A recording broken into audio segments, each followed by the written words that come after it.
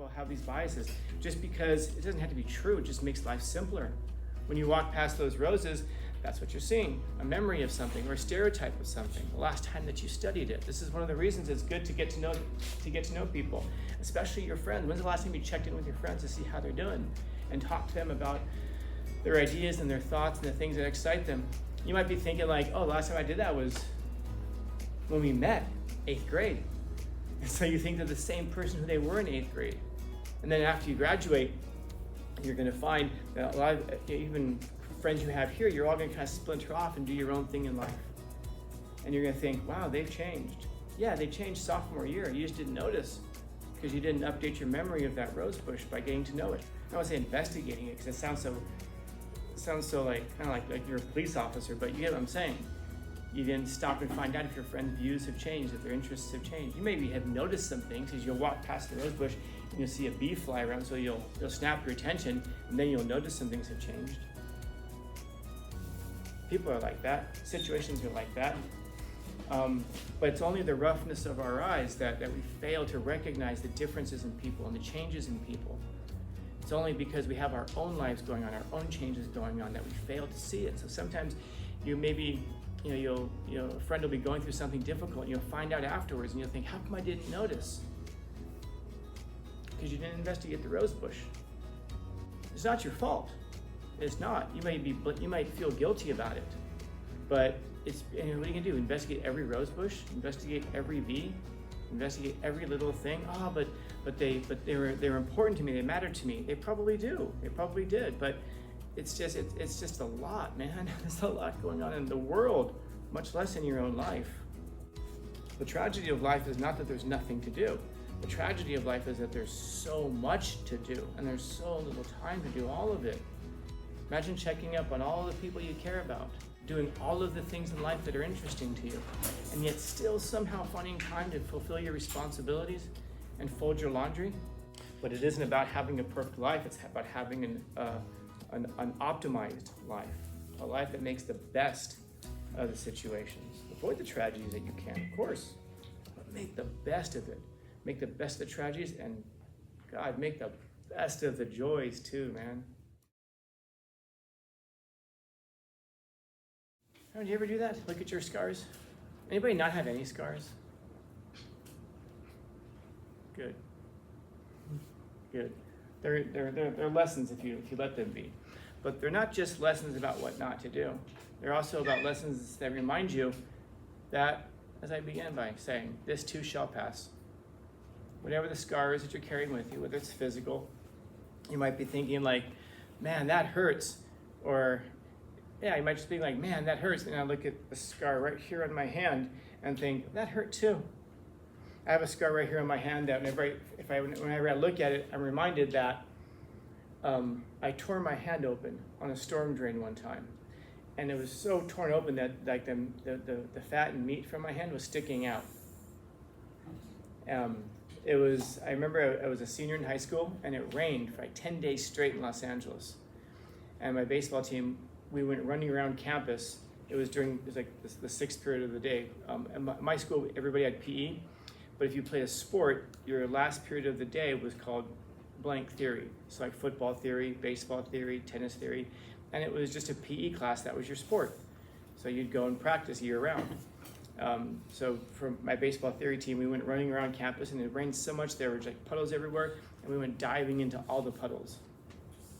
And so I went diving into one puddle. When I came up, I looked and all this stuff was sticking out of my hand. It took me a second to realize, what the hell is, oh, that's the inside of my hand. It's on the outside now.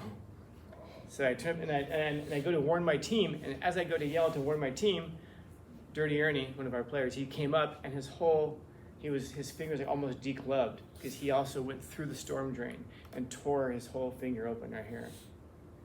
So I looked at this and I just thought, well, one thing I had in life at this point was pain and flesh sticking out of my hand. One thing I did not have was medical insurance. So my friend was like, dude, my mom's a nurse.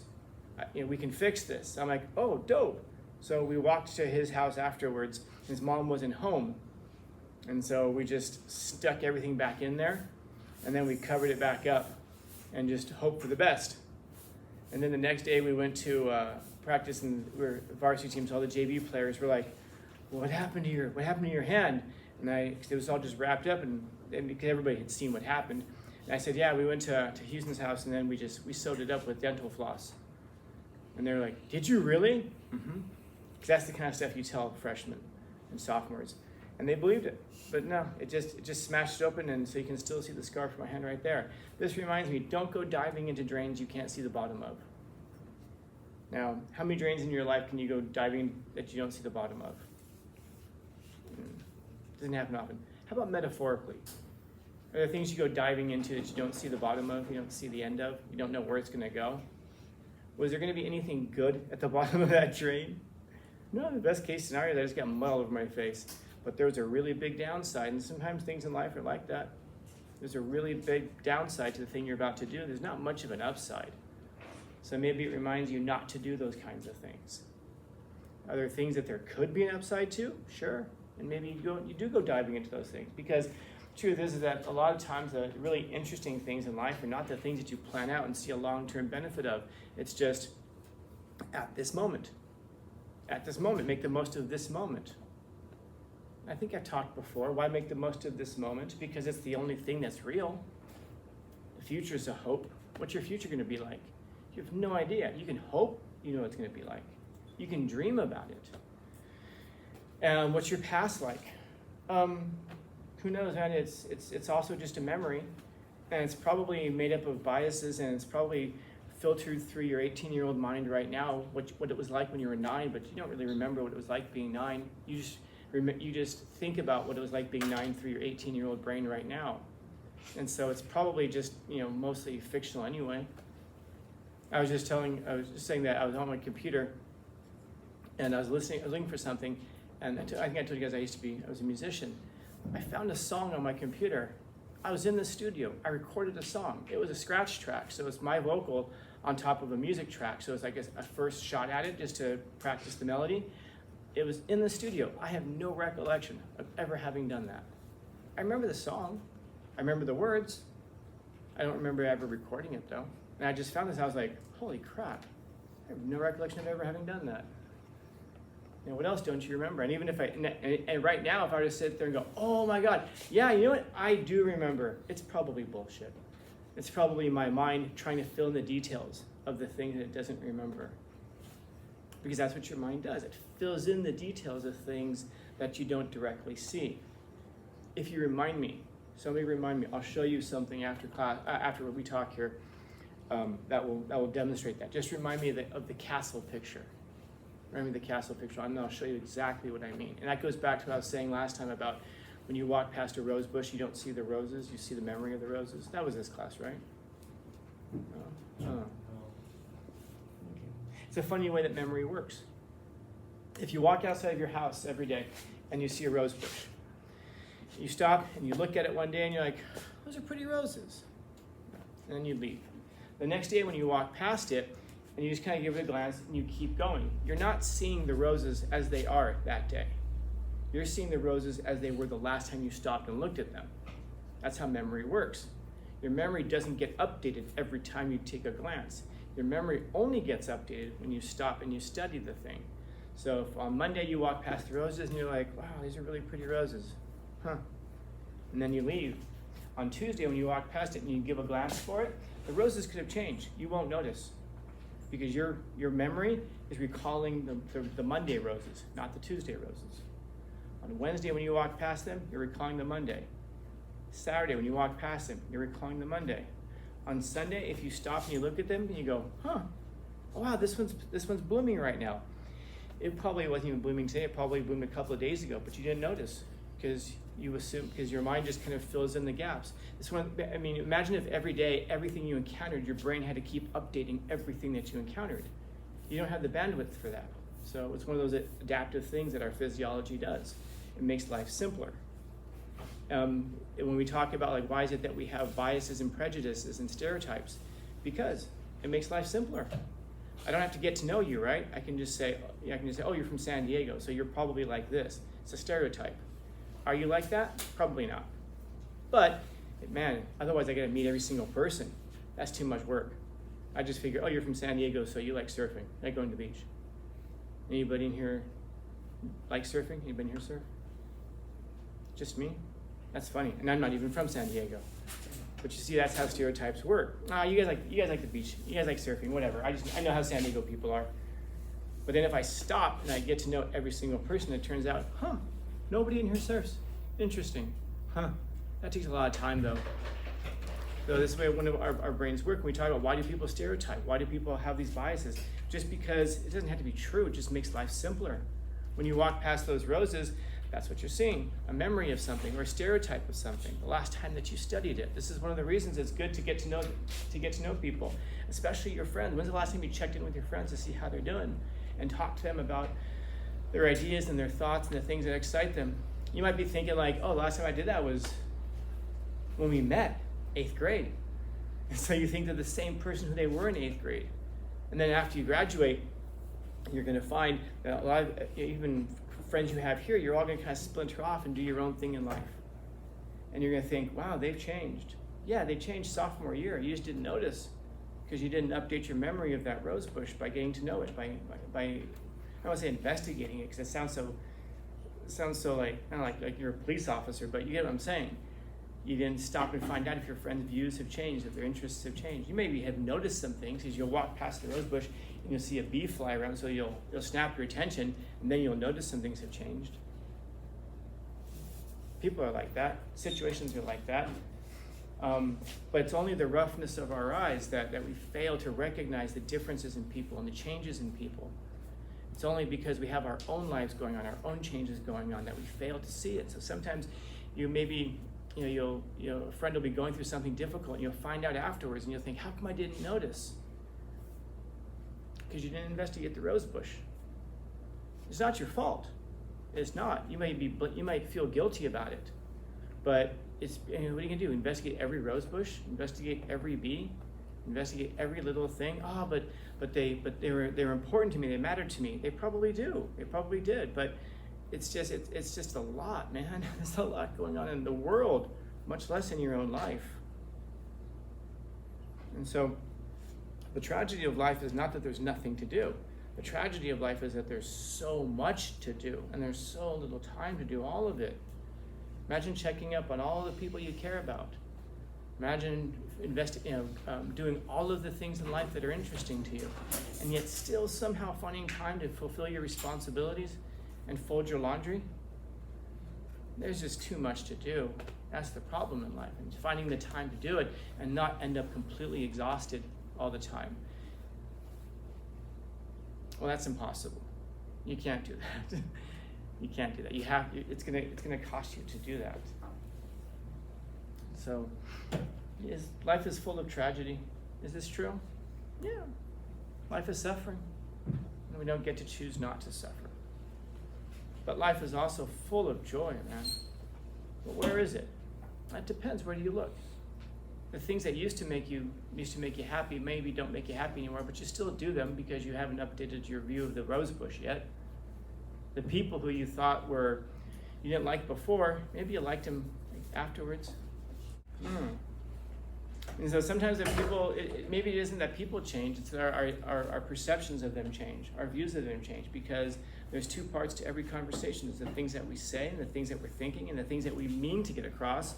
And then there's the other person who hears the things that they hear, who perceives it the way they perceive. And getting these things to line up is very, very difficult. I'm pretty sure I was talking about that before, whereas communication can be so difficult to communicate the things that are important to you, to communicate the things that are valuable to you. And so often, for some reason, communicating the tragedies of life is so easy for us. We can talk about the things, I have a headache. I have a stomach ache.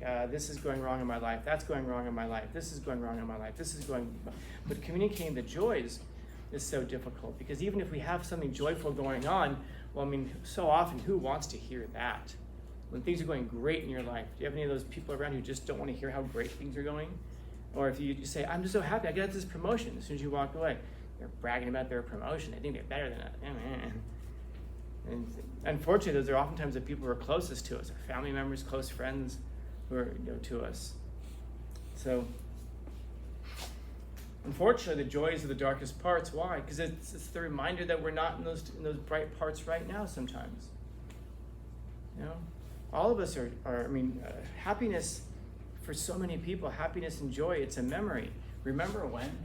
One of the saddest ways that you can start a sentence. Remember when? It's one of those reasons I can't come to homecoming games, man.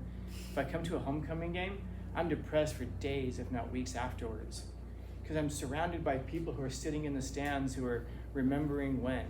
Because they come back, they graduated 10 years ago, 5 years ago, 20 years ago, and they peaked in high school. And these are people who will now turn to you in their frustration towards life and say, enjoy this. These are the best years of your life. Anybody feel like you're living the best years of your life right now? And some of you might even believe that and go like, wait, this is as good as it gets? Yeah, because after this, you know what you have to? Bills. Bills. If you have a car payment, guess what? Does the car payment suck? Well, if you don't want a car payment, guess what you do? Don't get a car. But then I have to walk. Yeah, life is suffering. You gonna suffer for a car payment, or you gonna suffer for walking down the street? I guess I'll drive. Okay, then cool. So it's not I have a car payment. It's I have a car, and I can afford the payment. That's dope. I have to pay for a cell phone. Yeah, but now you have the whole of all of human knowledge in the pocket in your hand right now. What do you do with it? Of course, do you watch cat videos, or do you actually investigate the whole of human knowledge? Yes. I split that time very evenly between cat videos and the whole of human history, whole of human knowledge. But the thing is that you can look at it and say, there's a darkness there. It's like, oh man, I gotta pay a bill. No, you've got a thing to pay for. The bills that really suck, the bills I can't stand are things like auto insurance. I wanna crash my car just because I have auto insurance. I'm paying for it, might as well use it, right? But, we miss that joy. But so oftentimes for people, especially like that homecoming thing, it's that remembering when. It's that joy and happiness for them are memories. It's remembering when. It's a memory. It's like we're all kings and queens in exile, trying to remember the last time that we were happy, the last time that we were joyful. And some of people, I'm sure, know people like this. It'd be a good thing to ask if you have like a pessimist in your life. Ask him at some point, when's the last time you were happy? When's the last time that you were joyful? And then I'm sure some of you know some people, you ask them like, when's the last time you were happy? Right now. When's the last time you were joyful? Right now. Why? Because it's life. What's the alternative? Have a car payment. What's the alternative? No car? Well, yeah, but then you have to have a car. Man, I don't have to do anything except for stay white and die, man. And once you can get that through your head that you don't have to do anything except for stay blank and die, and that everything is a choice, everything becomes so much more joyful because it's what you've chosen. It's the life that you've chosen. It isn't that you have to do anything. You guys woke up today. You didn't have to even do that. As you're in this classroom right now, you don't have to be here. You could be doing a whole bunch of other. No, but if I'm not here, then they'll make whoever they are. Well, my parents will get mad at me. Well, they're probably going to get mad at you for not doing anything in class and failing anyway. So what does it matter? Well, then I don't have to be here? No. But I'd like it if you were. It'd be dope if you were here and you got some stuff out of it and you maybe took it forward in life and used it. That'd be cool. It's a choice then. Yeah. Going to work, it's a choice. Doing a good job or not at work is a choice. So much of your life is a choice, but we approach it from this perspective of darkness and tragedy. I have to do this. I have to do that. I have to do this. I have to do that. You don't have to enjoy your life, I guess. You don't have to find joy, I suppose. But man, isn't it better to make a choice to do those things? So when someone asks you a question like that, when's the last time you were happy? Right now. Why? Because what I'm doing right now is the most important thing in the world. Why? Because it's the only thing that's real. The future is a hope. I hope it's going to be like this. I hope it's going to be like that. And even then, are you really sure that you want it to be like that? I hope someday that I have a house and I'm stable. Well, if you have a house, then that means you're stapled and you're tethered to one place in the world. Do you want that? Or do you want to be able to be mobile so that you can go wherever whim takes you, wherever desire takes you, wherever interest takes you? Oh, I don't know. Exactly. I don't know. None of us knows. Are you going to be here in 6 months? I don't know. Am I going to be here in an hour? I don't know. I hope. But I don't know. And so the past is in the past. It's nice maybe once in a while to have some memories, to look back at old pictures and things. To, I tell you, don't throw away old pictures. Don't throw away old love letters. In fact, better yet, throw away your bank statements. Throw away old bank statements, but keep your old love letters. Keep your old pictures. Keep those embarrassing ones too, because they remind you about who you used to be. They don't really tell you who you are, but they tell you who you used to be. And maybe that's a reminder to tell you how far you've come.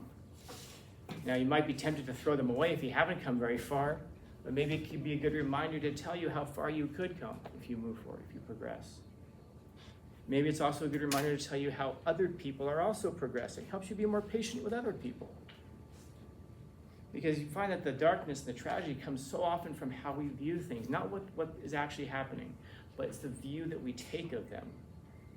Man, I was in this car accident. I got to use my insurance. Or better yet, he's gone. I survived it. Now this is a second chance to remind me, to refocus me on the important things of life. It'd be interesting to talk to people. I think I've mentioned this before. Talk to people in your life who you know who have undergone some kind of like massive life change that at the time seemed catastrophic. A divorce, getting laid off, having gotten cancer. And at the time, it seems like it's the worst possible thing. Which, by the way, I promise you, these are not the worst possible things. And then ask him afterwards, were you better or worse off for it? I mean, I don't know, it's overwhelming. People will say, at the time, I thought it was ruining my life, but it turns out it was one of the best things that ever happened to me. Being told that I was going to die when I was 21 years old, I had 6 months to live, was probably the best thing to ever happen to me. For a couple of weeks, it sucked. That's true. But finding out after I'm going to live was a life changer. How can it not be?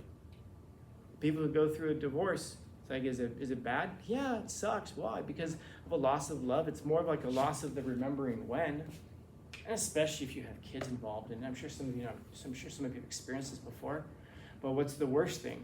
What's worse than having to undergo that, especially if you're the kid and it's not your fault and you have to sit around and endure a thing that's not your fault? It fucking sucks because it's not your fault. And someone can come along and say, make the best of it, make lemonade. Thanks, asshole. How? Because it's terrible. I can promise you it can get worse, and here's how it can get worse. You can allow it to stop you. You can allow it to interfere with your life. You can allow that thing to make your life worse. Because the tragedy happened. There's nothing you can do about that. But you have to let it keep making your life worse and more challenging. And if you went through it, it sucks. Any of these things. And I have students, by the way, who've gone through cancer, like 16 years old and they've had cancer. Like, really, dude? Man, you're just an overachiever. You went and got cancer 40 years too soon. And that they've gone through it, and at the time did it suck? Yeah. But you have to let it kind of control you and ruin your life from here forward. Or you sit there and go, well, I went through this terrible thing. What can I do to make this better? So at the very least, at least stop letting it make your life worse.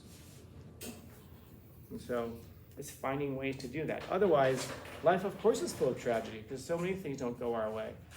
But keep in mind that the things that don't go your way very well might have gone your way, and you just don't realize it yet.